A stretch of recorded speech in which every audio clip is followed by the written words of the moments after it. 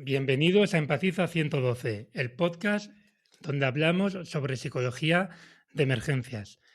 Hoy tenemos con nosotros a Alcidio Vaquero Lino, le vamos a llamar Lino, que bueno, yo di con él a través de un podcast que grabó con Pablo de Lorenzo, un podcast que se llama La mente y sus cicatrices, en el que hablaban de judo verbal. ¿Puedes contar un poquito qué es el judo verbal y qué relación tienes tú con esta disciplina? Y ahora ya vamos desarrollando.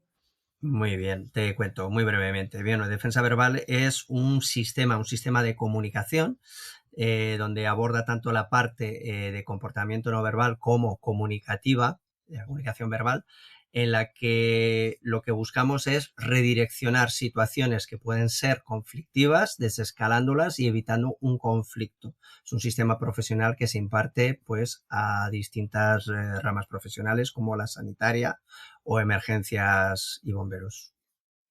Claro, yo contacté contigo porque yo en mi ámbito, que ya todo el mundo sabrá que son las emergencias sanitarias, nos encontramos, mejor dicho, con situaciones en las que yo personalmente veo que nos faltan estas habilidades. ¿Cómo podríamos, bueno, es una pregunta muy genérica, ¿no? Pero ¿cómo podríamos empezar a integrar todo esto poco a poco en la práctica de emergencias extrahospitalarias? Vale, pues para hacer una pequeña introducción, lo primero es, para las personas que nos están escuchando, es entender que formarse en defensa verbal es aprender a influir sin imponer o proteger sin confrontar. Y esto nos lleva a poder liderar una crisis sin necesidad de utilizar la fuerza, ¿no? Como todo el mundo sabe, dentro del contexto de atención de emergencias o crisis mental o situaciones de alta tensión, realmente el cuerpo habla y habla mucho antes que nuestra mente racional, ¿no? Ya sea en situación de crisis, estrés, ansiedades, miedos, impulsividad o situaciones donde estemos bajo sustancias o incluso ideación, ¿no? Ideación suicida. Por lo tanto, toda la comunicación que emitamos y recibamos es sensible y mucho más sensible la comunicación no verbal, que nos va a indicar si hay seguridad o inseguridad, si hay una amenaza, si hay empatía o rechazo por parte de esa persona, y eso nos permite establecer un canal para poder llegar a la persona y establecer un vínculo. Para las personas que trabajamos en distintos ámbitos, en este caso nos vamos a hacer referencia al ámbito sanitario, es fundamental saber comprender el estado en el que está una persona, el estado real, o sea, lo que nos dice, lo que nos habla, pero no con palabras, en su estado emocional, su conducta, su comportamiento, si es un estado alterado, si es un estado apático, donde hay se ha cerrado o se está abriendo a nosotros o nos quiere comunicar algo que con las palabras todavía no es capaz. Por lo tanto, es muy importante que sepamos establecer esa conexión. Claro, a veces pensamos que eso es un poco intuitivo o personal de cada uno, pero realmente es una destreza que se puede y se debe trabajar, ¿no? O sea, Eh, hasta qué punto es innato o hasta qué punto es algo que hay que ponerle conciencia. Todo el ser humano sabemos que o convivimos y aprendemos desde la niñez una serie de patrones comunicativos que son inherentes generalmente, ¿no? Se dice que son universales. Luego, cada comunidad, cada zona, cada país, cada territorio, cada cultura, cada ámbito familiar va aportando especificidades, cambios, ¿no? Pero dentro de esa comunicación universal que todos entendemos, quizás lo que más nos esté perjudicando a día de hoy es la premura que tenemos para hacer todo, ¿no? El exceso de información muchas veces y sobre todo la mala gestión emocional que tenemos tanto en nosotros mismos como en los demás. Y es un vínculo importante. La comunicación va muy asociada, o el comportamiento va muy asociado al estado emocional. Por lo tanto, si no tengo un conocimiento más específico, más profesional, más científico, es difícil establecer un rapport que sea congruente.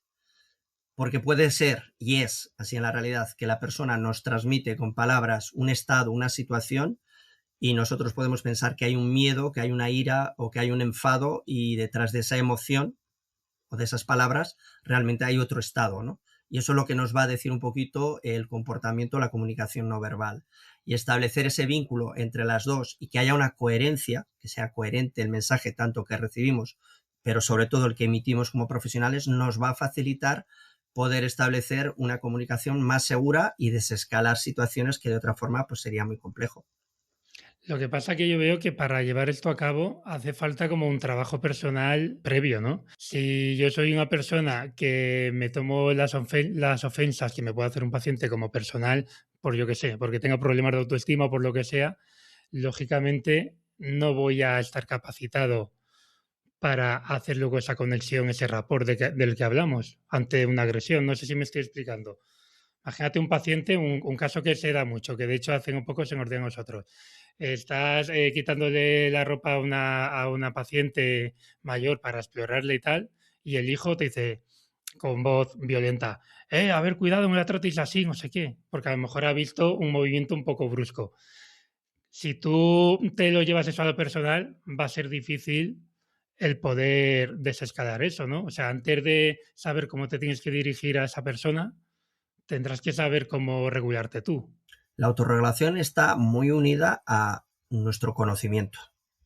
Por eso en los sistemas comunicativos o formativos en comportamiento, conducta o conducta verbal o no verbal, se hace mucho hincapié en un estudio genérico que puede ir hacia un estudio mucho más específico según nuestras necesidades del funcionamiento de nuestro cerebro, fundamental, cómo funciona el cerebro, cómo se estimula ante determinadas situaciones, el funcionamiento de la amígdala bajo estrés, cómo nos afecta a la autorregulación, a las emociones, cómo esas emociones van a cambiar nuestro comportamiento y nuestro comportamiento va a influir en nuestra conducta, ¿no? En esta situación que acabas de describir hay dos actores diferentes. Uno es el paciente con el que vamos a interactuar, con lo cual yo como profesional cuando llego ya tengo que saber, porque lo tengo que saber, lo tengo que haber previsto antes, cómo voy a hacer esa entrada, tiene que haber habido una comunicación previa con mi compañero, si somos enfermeros y nos acercamos o somos médicos, oye, ¿quién va a actuar primero? ¿Te vas a dirigir tú? Oye, mira, tú hablas con una persona, yo con otra. Esa distribución de tareas ya tiene que estar hecha, ¿no? Eso es algo importante también a la hora de hacer una intervención. Llegamos, establecemos contacto con esa persona, y también tendremos que comunicarnos con el familiar. Aquí nace la importancia de la autorregulación. Es primero, yo sé lo que tengo que decir y cómo decirlo, sí. Hoy cómo me encuentro. A lo mejor si yo estoy en un estado alterado, porque he tenido un mal día, estoy con un trancazo fuerte, no me encuentro bien, hoy no es mi día, igual quizás es mi compañero el que tiene que llevar la intervención primaria, ¿no? Oye, mira, habla tú con la paciente y yo te ayudo. Eso es importante, el crear esa estructura fuera antes de la intervención. Y una vez que iniciamos la comunicación, por ejemplo, en defensa verbal hablamos del estado Musing, ¿no? Que lo comentamos tú y yo. Ese Sí. autoconocimiento, autorregulación interna mía de decir, bueno, yo tengo que controlarme. Pero esa es mi misión, es mi responsabilidad. Y tengo que saber si tengo que hacer pausas, dentro de la comunicación los silencios, el momento de reflexión antes de una contestación reactiva donde quizás, como decías, oye, esa persona es que le está...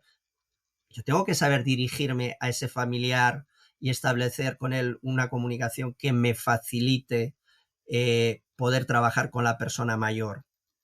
Pero te das cuenta que siempre volvemos al mismo vínculo, la comunicación, tanto Claro. mía como con los demás, se trata de comprender qué emitimos y qué recibimos. Hablamos de comunicación constantemente. Me interesa, ya que lo has nombrado tú, el concepto este de mushing, que yo cuando lo leí por primera vez, como fue algo que me chocó mucho, y dije, pues quizás esta sea la clave, ¿no? ¿Podrías desarrollarlo un poquito más?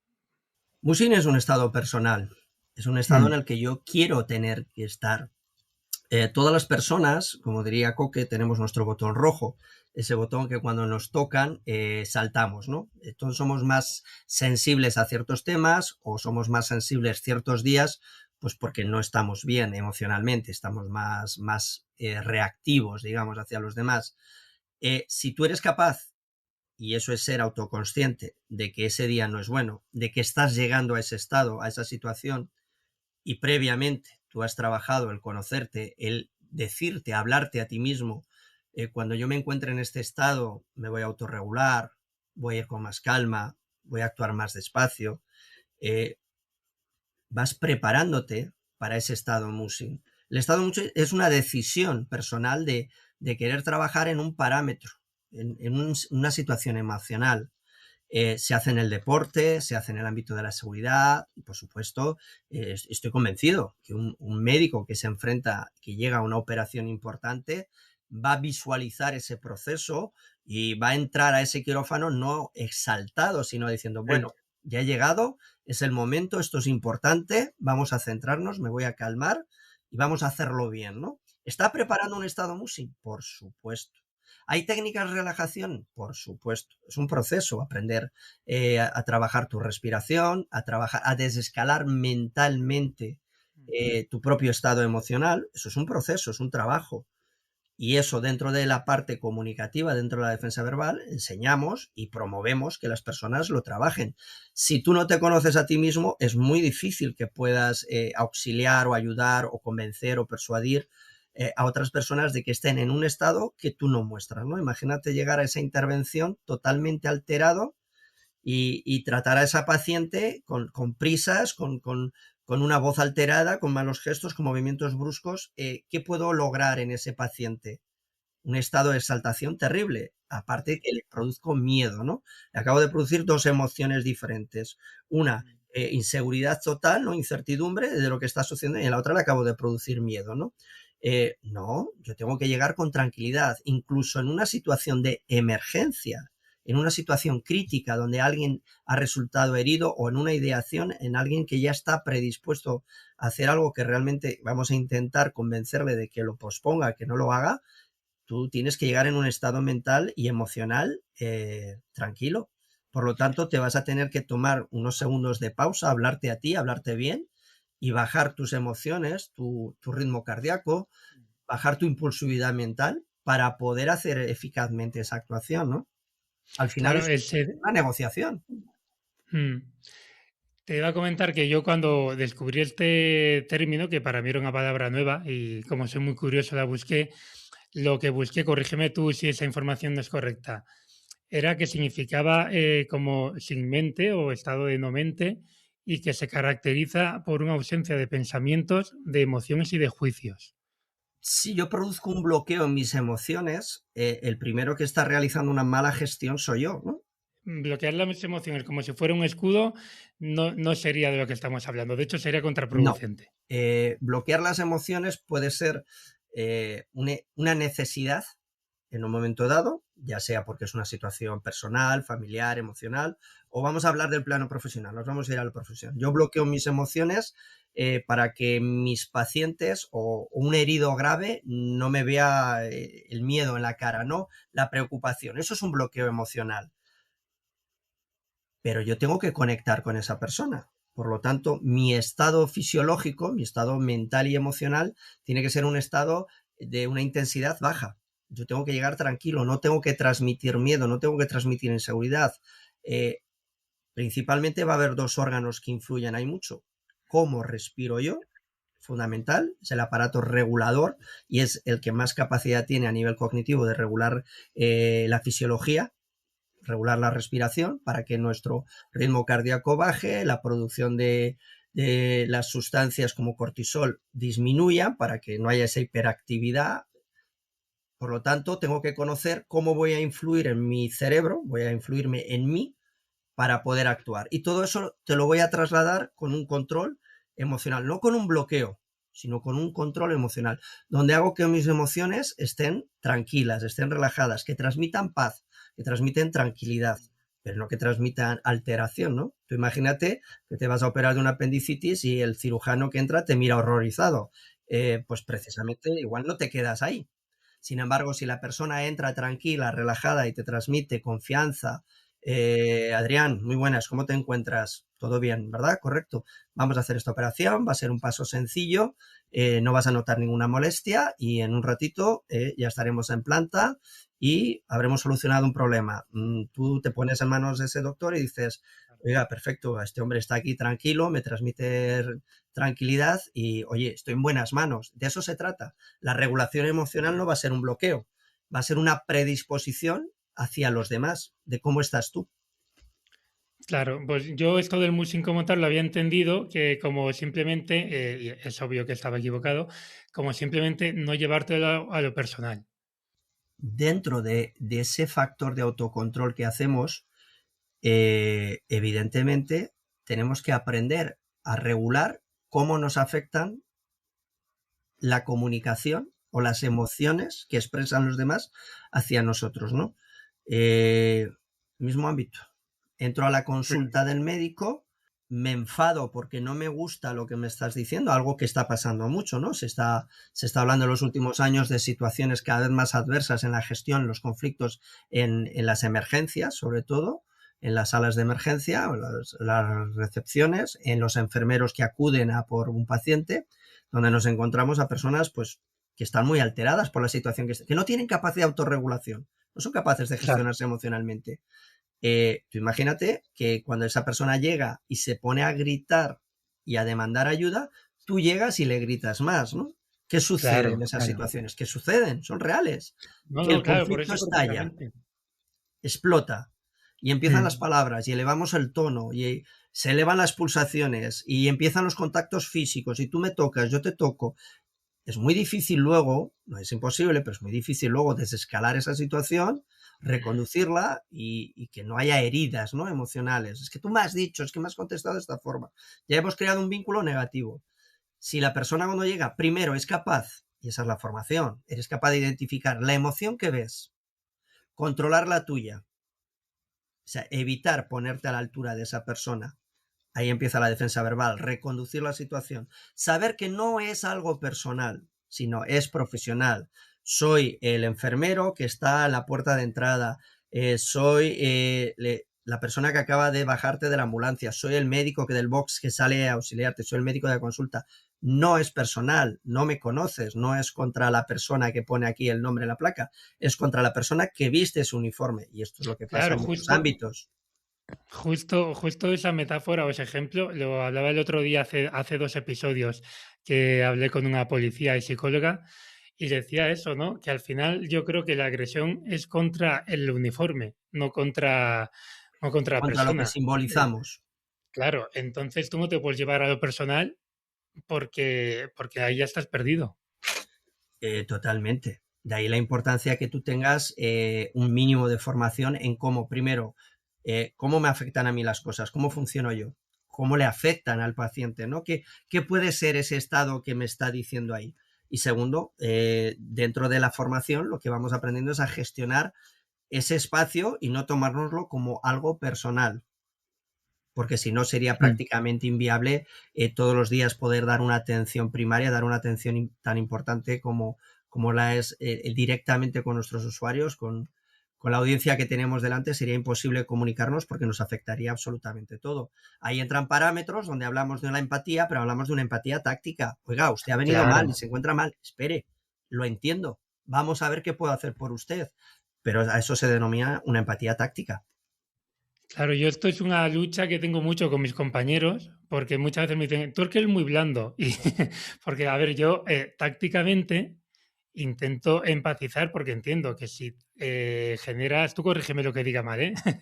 Entiendo que si generas esa conexión, al final te facilitas el trabajo porque esa persona va a ser mucho más fácil poderla, digamos, persuadir, porque al fin y al cabo nuestro trabajo como sanitarios, por ejemplo, si tenemos que hacer un ingreso involuntario, es persuadir de que lo que más le conviene es que sea valorado por un psiquiatra y que para eso nos tiene que acompañar y demás.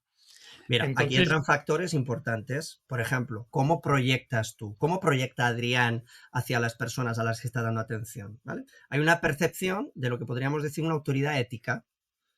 Pero claro, yo tengo que sentirme seguro de lo que estoy diciendo y cómo lo siento hacia la persona. Y tiene que haber una sinceridad ética en el trato al usuario, a la persona, al paciente, al enfermo, donde perciba que hay esa autoridad, que yo soy la persona que entiende que le puede ayudar, que tengo que trasladarle que estoy en ese momento ahí para ayudarle, porque eso sí que va a crear esa empatía que necesitamos y va a crear o va a desarrollar nuestra competencia profesional.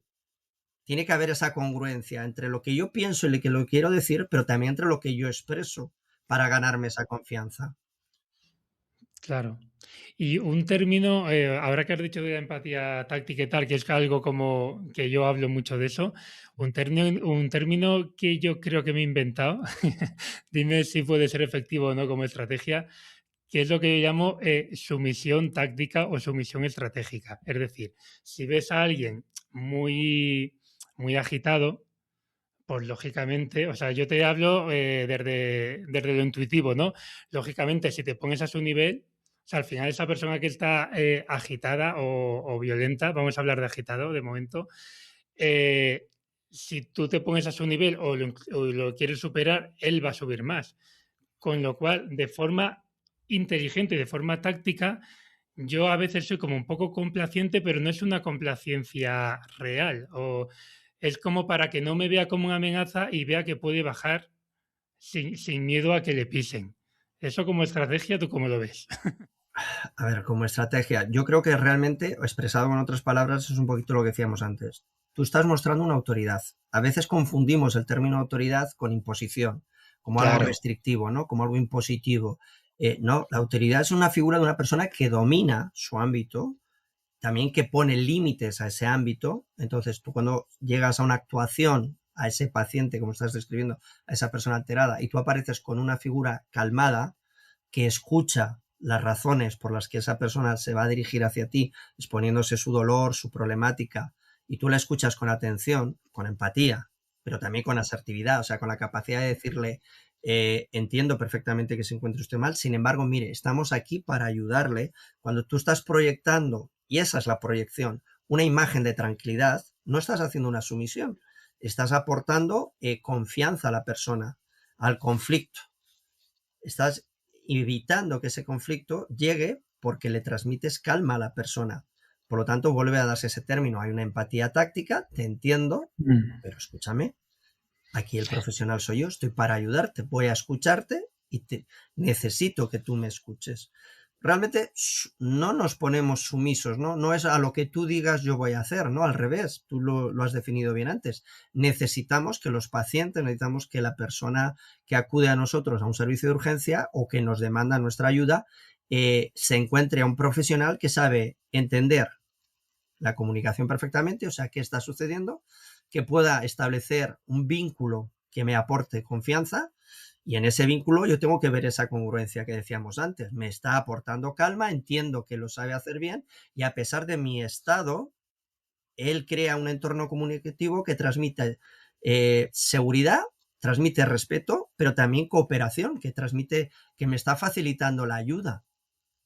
Claro, lo llamo sumisión, pero luego conforme estabas hablando tú, digo, lo estoy llamando así, pero en realidad estoy hablando de concesión. O sea, otro ejemplo muy viable a nivel a nivel del día a día de la realidad. Que un paciente que está agitado te diga que antes de subirse a la ambulancia se quiere fumar un cigarro, ¿no? Sí. Claro, tú puedes hacer una concesión. O sea, el problema es que a veces, como que esas concesiones, que si lo haces de forma inteligente, lo puedes utilizar en plan de, venga, te fumas el cigarro, pero luego me dejas que te ponga esto. O luego ya vamos a la ambulancia, pero me dejas que te sujete. O sea, es como un intercambio de cromos, ¿no? Sí, Y hay una compañeros negociación. que yo creo que esa concesión la confunden con lo que te decía, la confunde con sumisión. Por eso yo me inventé el término de sumisión táctica para justificarlo, pero al fin y al cabo es una concesión dentro de una negociación. Es una negociación pura y dura. Al final nosotros Claro. tenemos un objetivo, que el mejor de todos dentro de la pirámide de Maslow es el ganar-ganar, ¿no? El objetivo de tú ganas algo, yo gano algo. ¿Siempre vamos a poder realizar concesiones? No siempre. La premura, la urgencia de un traslado donde la persona se quiere quedar con un herido, pongo este ejemplo ahora, y sin embargo tus necesidades de urgencias que te traslademos lo más rápido posible, mira, en estos instantes me encantaría que te quedases, pero va a estar muy bien atendido, pero necesitamos llevarte lo más urgentemente posible al centro de atención para que te cuiden. Entonces estoy realizando una negociación. En cambio, una persona que acaba de sufrir un trauma terrible, ¿no? En el que un recurso traslada a otra persona que ha resultado herida y le vamos a trasladar en nuestro recurso, en nuestra ambulancia, a esta persona y está en un estado de alteración y dice, por favor, o sea, si yo voy a ir contigo, pero mira, necesito ahora, dame un minuto, necesito calmarme. ¿Por qué no voy a negociar con esa persona esa concesión? Mira, necesitamos marcharnos lo antes posible. De acuerdo, mira, vamos a hacer una cosa. Fumas ese cigarro, pero, o sea, rápidamente, ¿vale? Y nos vamos, porque necesitamos estar allí. Sí, porque no voy a llegar a acuerdos. Si eso me facilita que la intervención sea más tranquila, más relajada y ganemos los dos, ¿cuál sería el problema? Claro que yo lo veo así, yo lo veo como que al final, detrás de esa, bueno, yo lo llamo sumisión, pero bueno, detrás de esa concesión o detrás de ese parecer que tú eres más flojo que él, entre comillas, al final hay una intención, que es lo interesante, de facilitarte el trabajo y poder manejar a esa persona, poder mover a esa persona a donde a ti te interesa. No se trata, o sea, yo veo como que muchas veces se intenta poner el límite, que está claro que hay que poner límites, pero creo que hay que seguir una serie de escalones de la confianza, del contacto, ¿no? Que haya un cierto rapport, Un como vínculo, hay decías que tú, crear un vínculo y con la hay persona. que, hay que crear ese vínculo antes de poner el límite, porque si pones el límite antes de crear el vínculo, yo creo que eso es explosivo. Es efectivamente. Una persona, y creo que la tenemos en contacto común, que es Pedro Martín Barrajón, Mm. psicólogo especializado en el ámbito de la prevención del suicidio. Es una persona que ha hecho mucho hincapié en sus formaciones en la restauración o la creación de ese vínculo. Y el vínculo simplemente lo que nos aporta es que seamos capaces de entender a la persona, de comprender que tiene un dolor, que se sienta comprendida, porque realmente el vínculo es eso. Si la persona llega a entender o comprender que nosotros les estamos entendiendo a ella, pero no le estamos, digamos, aceptando porque sí sus razones. Eso no está sucediendo. Pero sí creamos un vínculo en el que la persona se sienta con la confianza suficiente para poder que nosotros, sin la necesidad de ser coactivos o sin la coacción, digamos, Mm. podamos lograr nuestro objetivo final, sea el que sea. El que coopere dentro de la ambulancia, el que el traslado sea más tranquilo. Imagínate esta situación. Te pongo un ejemplo en el que se va a combinar, esto es un ejemplo real, donde se va a combinar el factor ideación suicida con situación policial y situación de emergencias, ¿no?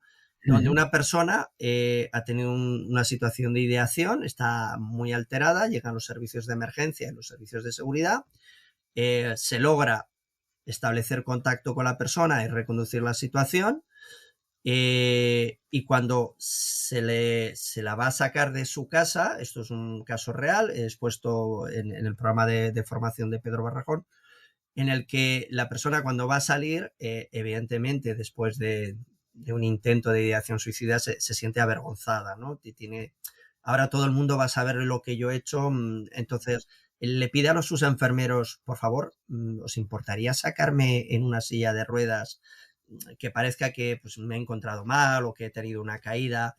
Que la gente no asocie que esta situación tan personal en la que me siento tan vulnerable sea el argumento de todo el mundo. ¿Tú crees que hay algún problema? Pues esos enfermeros lo que fueron hicieron, pues ningún problema, pusieron a su disposición una silla de ruedas, sacaron a la persona con toda normalidad, la trasladaron a su recurso, a su ambulancia y se trasladó al hospital y a partir de ahí pues a su atención específica. Y la persona que sentía pues tranquilidad, al Claro. final accedió voluntariamente negociando con el recurso, acceder al servicio médico que se le proponía de atención. Pero esa parte de avergonzamiento de me van a ver salir después de la que se ha montado aquí, todo el mundo mirando, la policía, los bomberos, la ambulancia, me siento mal, ayúdame. Pues ya está, creamos esa negociación de, bueno, de acuerdo, mira, te vamos a acercar una silla de ruedas, vamos a bajar tranquilos, déjanos que te guiemos, te llevamos a la Claro. ambulancia y nos marchamos. Y ya está, un proceso tranquilo, relajado, negociado. Hemos aportado lo que necesitaba nuestra persona y nosotros hemos ganado marcharnos sin herir pues su sensibilidad. Bastante ¿Sabes? problema ya ha tenido, ¿no? Y su dignidad, porque al fin y al cabo también es su dignidad. A mí, por ejemplo, se me ha dado el caso de un paciente que hemos tenido que contener para el traslado y por decirle eso, dice, "No, te voy a poner una sábana para que nadie te vea contenido, esto es solo por seguridad", o sea, como explicando todo y conservando su dignidad. Porque si tú Efectivamente. o sea, esa persona que está contenida, que ya es una situación muy violenta, encima la expones a que le puedan ver los vecinos y tal, o sea, ¿en qué cabeza cabe? Lógicamente eso va a escalar, se va a Efectivamente. volver a agitar en el caso de que ya estuviera relajado en ese momento. Correcto. Una persona en una situación crítica siempre va a reaccionar a cómo le decimos las cosas, pero sobre todo a cómo le hacemos sentirse. De ahí la importancia de la comunicación. Si hacemos que la persona se sienta reconocida y amparada, Mm. normalmente vamos a lograr que no haya una actitud excesivamente violenta, agresiva, ni que se cree un conflicto. Al final es un poco, en la medida de lo posible, cubrir sus necesidades básicas hasta donde podemos llegar, pero eso de respeto, de dignidad y Sin dañar su autoestima ni dañar claro. su autoconcepto, por supuesto. Cuando hablé contigo te pregunté, ya no queda mucho tiempo, no creo que nos dé tiempo a explicar todo, pero solo porque quede claro, que detrás de técnicas como la defensa verbal y persuasión o el judo verbal, o que al final son diferentes marcas, Sí, te preguntaba yo y me afirmabas que sí que hay una metodología y hay una estrategia que no son simplemente habilidades sueltas, ¿no? sí, correcto. Sin extendernos mucho, sintetizando un poquito, en una Mm, formación hay un objetivo general, ¿no? Que primero es entender cómo somos las personas, entender nuestro funcionamiento, tanto emocional como psicológico, y cómo afecta eso a las conductas y a los comportamientos de los demás. Ya empezamos a entrar en un campo más específico, como te decía antes, comportamiento no verbal, comunicación, y dentro de esa parte está la defensa verbal y la persuasión. Dentro de esos objetivos generales, que lo que buscan es mejorar la seguridad y la eficacia en la comunicación de las personas, entramos en un proceso donde se habla de comunicación, de psicología conductual, de comunicación no verbal científica, de sistemas específicos como el judo verbal, un análisis de conducta, la negociación, el proceso de negociación con las personas, donde es muy importante todo el trabajo de simulaciones y feedbacks, donde hacemos ese trabajo de roleplays importantes para que la persona desarrolle las herramientas y lo haga de forma eficaz. Y luego entramos ya en contenidos más específicos, ¿no? Volvemos otra vez al funcionamiento del cerebro, el funcionamiento de la paralingüística, tanto de la parte comunicativa como no comunicativa. Todo ese proceso, todo ese proceso nos va a llevar a dominar un campo, la comunicación. Y a mm. través de esa comunicación nos vamos a integrar en la gestión del comportamiento, en la gestión de las emociones. Y empezamos a hablar de la gestión de conflictos. Mm. Determinarte punto por punto, pues sería muy largo, no tiene mucho sentido. Eso es cuando ya establecemos y nos ponemos delante de nuestro libro, nuestros apuntes y Claro. empezamos ya el El que quiera, estudio el que quiera más, sistemático. el que Eso, quiera ya más que se empezamos pague la el curso. carrera y dices, ay madre, que viene todo eso, ¿no? Ya empiezan los contenidos específicos, pero yo creo que lo fundamental para que todo el mundo nos entienda y nos entienda bien, eh, la formación o el conocimiento lo que nos permite a las personas, a los profesionales, es adquirir una verdadera autoridad en las emergencias, porque la autoridad no se impone, se comunica. Ahí está. Y quien domina mejor la comunicación, domina la intervención, da un mejor servicio. Y desde luego se ayuda a sí mismo mucho más, aparte de ayudar a los demás. Cuando empezamos a ser conscientes de cómo reaccionamos, cómo somos reactivos a los estímulos de los demás y empezamos a tener control sobre ello, realmente empezamos a tener autocontrol sobre nosotros mismos. Has dicho una frase que la voy a repetir como titular, que me estaba aquí apuntando porque a mí se me olvidan las cosas. Uh -huh. El que domina la comunicación domina la intervención. Correcto. Esa es la clave y la síntesis de todo esto. Sí, sí, es así. Es una frase potente, es un axioma potente, pero es una realidad. Y cualquier profesional que se sienta orgulloso de serlo, de estar en su profesión, primera línea, y yo creo que los primeros intervenientes en todos los ámbitos que hay son personas fundamentales en sus puestos de trabajo que dan un servicio a la sociedad incuestionable, pero necesitamos comprender mejor cómo funcionamos, cómo somos, cómo reaccionamos, para poder reaccionar, mejor dicho, para poder interactuar y no reaccionar Correcto, con nuestra audiencia, con nuestros usuarios. Fundamental. totalmente. Y sería mucho pedirte un par o uno, alguna estrategia específica o alguna estrategia, herramienta, algún recurso que podamos utilizar en en una determinada situación que se te ocurra a ti ahora.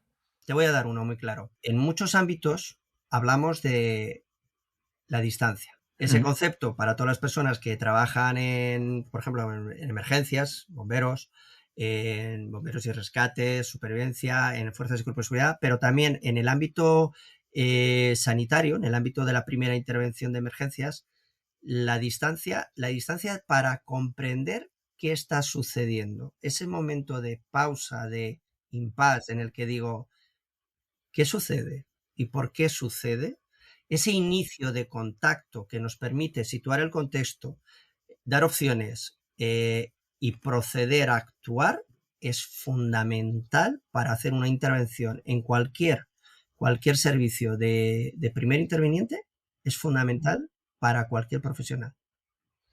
Eso me recuerda al concepto de William Murray de negociación, de asomarse al balcón o al Podría palco. ser un símil. Según las tradiciones, o sea, según las traducciones, en algún sitio pone asomarse al balcón y otra asomarse al palco, que es como ver tu intervención desde arriba, ¿no? Es un poco a lo que te estás refiriendo. Ujú. Y tomar esta distancia Para poder para poder evaluar, analizar. esa Claro, distancia para correcto. poder evaluar. Eso no significa, como tú bien decías, esconder mis emociones. No, la distancia hablamos de una distancia emocional, una distancia de seguridad, una distancia de observación donde llego y analizo.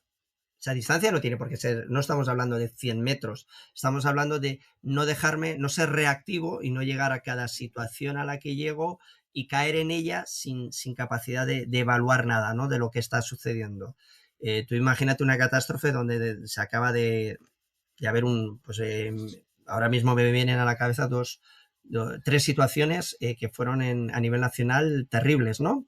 El 12M, el accidente de tren en Galicia que descarriló a la entrada y el avión que se salió de pista en Madrid, en Barajas, que fueron tres escenarios terribles. Hmm. Un profesional, y fue una locura para todos los profesionales de emergencias interactuar en esos tres escenarios.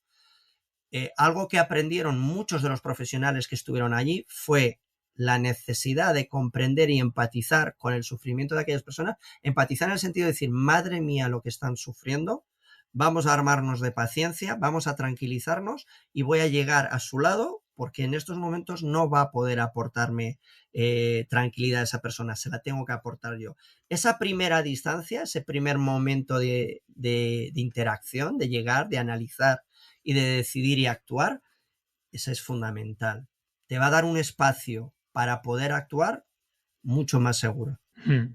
Mira, ahora, en vez de pedirte yo una técnica, te quiero comentar una que leí en un libro que me parece interesante, pero me apetece debatirla contigo. A ver qué te parece. Cuéntame. Hablando de desescalada verbal, hay un libro el autor creo que se llama Douglas Noll, el libro se llama Cómo desescalar una persona en 90 segundos, si no recuerdo mal. Ujú. Bueno, y la base de su método es escuchar, no, él dice, ignorar las palabras y escuchar las emociones. Que no escuches, bueno, eso es muy difícil, ¿no? Pero como que no le hagas caso a las palabras como tal, sino a la emoción que te está expresando esa persona y a la necesidad que tiene.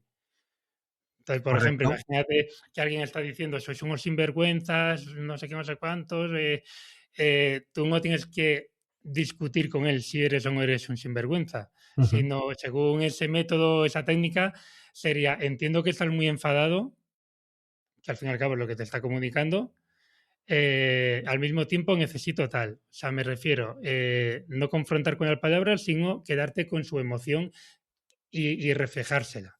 Correcto. Para ello son necesarias ¿Consideras dos que es cosas. una técnica útil? Sí, útil en el sentido, primero, te está diciendo, necesitas entender cómo son las emociones en los demás para poder interactuar, para reaccionar para modelarte a esa reacción, ¿vale? Cuando un profesional regula su conducta no verbal, o sea, mi respuesta, indirectamente estoy regulando la conducta del otro. Eso es un proceso, ¿sí? Claro. Por lo tanto, la primera gestión, la primera defensa no empieza con la boca, empieza con tu postura, con tu tono, con lo que proyectamos, pero a través de lo que yo he observado, de lo que he entendido, del mensaje que me has enviado. En este libro, el autor habla de la inferencia de las emociones, cómo esas emociones, o sea, aquello que sentimos, se proyecta hacia afuera modificando nuestra conducta y nuestro comportamiento. Esas acciones que vemos luego, ¿no? La forma en que se expresa, la ira, las microexpresiones, la conducta gestual del cuerpo, la proxemia, el tono de voz, toda la parte comunicativa nos lo habla a través de lo que está infiriendo sus emociones. Por lo tanto, lo que te está pidiendo es una autorregulación emocional y conductual porque es contagiosa. El modelado no verbal es una herramienta muy potente que nos permite desescalar situaciones cuando yo soy capaz de proyectar a la otra persona una emoción que la otra persona va a entender, va a leer y va a querer asemejar. Por eso la importancia de la conducta y de lo que transmitimos. Es un libro interesante, ¿eh?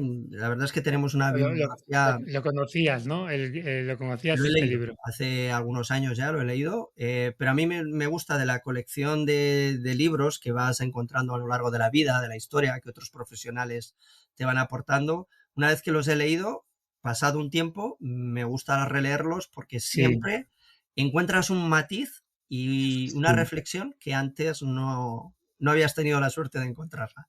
Son Sí, pequeñas perlas, como digo yo. sí. Yo este en concreto voy ya por la tercera vez. Claro, ¿sabes qué pasa? He colaborado, bueno, he colaborado, sí, en una guía clínica para mi servicio de manejo del paciente agitado Ujú. y me ha parecido muy acertado poner esta estrategia. Entonces, esta técnica me hace ver, para la gente que a lo mejor es menos empática de forma natural, que al fin y al cabo es una herramienta, es una estrategia. O sea, es una Totalmente. herramienta para facilitarte tu trabajo. Y si tú aprendes a ignorar las palabras como si te estuviera hablando en un idioma que no entiendes, pero si Ujú. te habla un alemán cabreado, tú sabes que está cabreado o sabes que está triste. Pues esto yo lo visualizo igual, ¿no? Entonces me parecía una buena herramienta fácil de poner a disposición de los compañeros. En plan, pues mira, vamos a limitarnos a ignorar las palabras, escuchar las emociones y etiquetarlas.